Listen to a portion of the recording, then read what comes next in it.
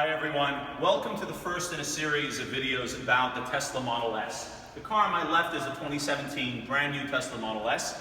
Guess what? This video is not actually going to be about it. I'm going to use it as a comparator to the car that's on my right. This is a car that most of you had seen many years ago when it was first around, called the Fisker Karma. That company went bankrupt, largely thanks to Tesla. And just in the last few months, the car was resurrected in a new company called Karma, and this is the Karma Revero 2017.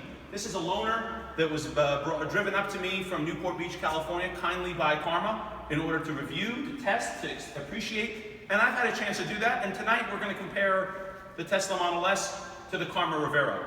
Let's walk over here to the Tesla Model S. As we all know, it's got a large trunk in order to store any items you want because it doesn't have an engine, and of course we know it has a large trunk as well, and in fact this particular Model S has room for 7 because it has 2 rear-facing child seats built into it, so it can fit 2 kids in addition to 5 adults. On top of that, it's got the autopilot cameras all around for self-driving capabilities, and it's a pretty fast car, and it's all electric with a range of around 250 to 330 miles per charge. Now, we're not here to talk about the car that we all know about already. We'll come back to that in another video. Tonight, I want to really introduce you to the 2017 Karma Revero. Now, when you look at this car, the first thing you notice is that it has very aggressive and unique, elegant styling. The front is a little different than the Tesla. The Tesla has more of a sporty look. This is more of a European, attractive look. And that's nice, but then you realize what's under here. And what's under the hood here is not a large trunk as you'd expect, but it's a gasoline engine. Yes. This car, unlike the Tesla Model S, is not a full electric car. It's actually a plug-in hybrid, just like the Chevrolet Volt and just like the plug-in Prius. And in fact, we'll get to some further comparisons about that later on. But there's no storage up here, and in fact, the electric range is only 50 miles. Once you're out of electric charge, you're either going to have to park it outside to allow these solar panels, which give you 1 to 2 miles per day of charging under ideal conditions, parked in direct bright sunlight, or you have to fill it up with gas, and you'll drive on gas and you'll eventually charge again when you'd like to. A couple things about this car is that this is not a car that's designed to be a daily driver, and the company admits it. When you try to open up the trunk here, you'll notice one thing. In fact, you won't notice something, and that's storage space. Unlike the Model S, this thing has abysmal storage space. In fact, when you lift this little tab, all you have is more equipment down here. There's no room for anything. So you're lucky to store 1, maybe 2 golf bags. You're certainly not going on a road trip, and you're certainly not storing any large luggage items out here as well. When I take you around to the front of the car, I'm going to show you the cockpit. And one thing you'll notice about the cockpit is that it's made of very nice quality leather, and in fact you can get all sorts of different interior options. And this leather is made purportedly from the same company that supplies leather to Bentley and Aston Martin. And the look and feel of it, I have to say, is exceptionally good. And frankly, it's probably the only thing that was done well in this car. When you turn the car on, you'll notice that there are a lot of noises and lights that come on. And when I point to the center console, you'll realize that this car is full of little bells, whistles, and lights, all of which do absolutely nothing. There are lighted cup holders all over the car, enough to allow everyone to drink gallons and gallons of beverage. And because of that solar roof, there's no option to have a panoramic sunroof or even a regular traditional sunroof. Now, the touchscreen is actually quite small, and as you'll see, it's relatively cumbersome. It's difficult to actually get it to load very much at all. So when I try to go in between menus here, you'll see that sometimes it's not responding, sometimes it responds pretty slowly, and it takes a little while for things to load and for you just to figure out where all the different menus are that lead to it. It requires essentially a PhD to be able to operate. Now, looking on the center here, there are different menus available on the center of the dash, but unlike Tesla, there is no autopilot feature, so you're unable to access any sort of self-driving capabilities.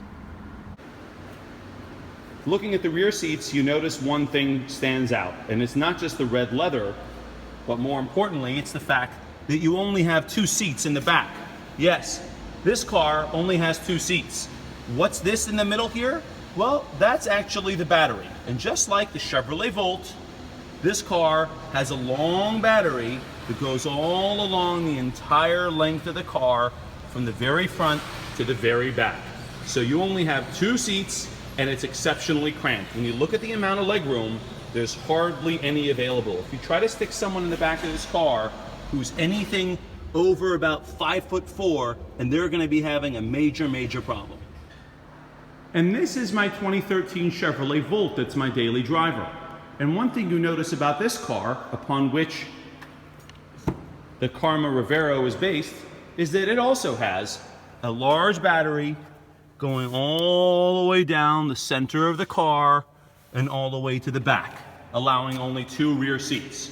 And this car, which costs about 1/6 the Karma Revero, still has just about the same amount of legroom. Going to the steering wheel, you'll notice something interesting. The knobs, the buttons, the knobs and buttons on this steering wheel are almost identical to the ones on the Karma Revero. Now let's talk about the keys. On the left is the key for the Tesla Model S. It has a ton of functions. It opens up the trunk, the frunk. It can turn the car on, and in fact it can summon the car to you in forward or reverse. On the right is this gigantic behemoth of a key for the Karma Revero. It can only lock the car, unlock the car, and open the trunk. 3 basic simple functions, but for some reason the key has to be 3 times the size and unable to fit in anybody's pocket. So let's just take this Karma Revero out for a spin and see how it goes. I'm using the sport mode. We got 2 tall adults in the car, aside from myself, who are quite uncomfortable. And as I try to accelerate, I realize this car has about the acceleration of my wife's old 2009 Toyota Prius. Not fun. So we're going to try to accelerate in a straightaway here and see how it goes. Again, not feeling any power whatsoever. It's smooth, but I feel like I'm driving a Mack truck with a lawnmower engine attached to it. There's no sense of sportiness, there's no sense of acceleration, and so far it's just a heavy battering ram. Does it have solar panels? So one distinguishing feature of this car is that it has solar panels on the roof. One of the reasons why you don't have a sunroof or a panoramic roof like the Model S can come with, or even a glass roof. You may ask, how much power can I get out of the solar roof? Well, interestingly, I asked the Karma rep and was told 1 to 2 miles a day if the car is parked in direct heavy sunlight. And a quote from the rep was that if you go away to Asia for a month and leave your car parked out without being plugged in a warm, sunny, bright environment, you'll have a full tank of juice. And that full tank of juice will get you only about 50 miles. So now we're going to see how this car does on a very lengthy straightaway. As I accelerate, I hear a lot of noise from the engine.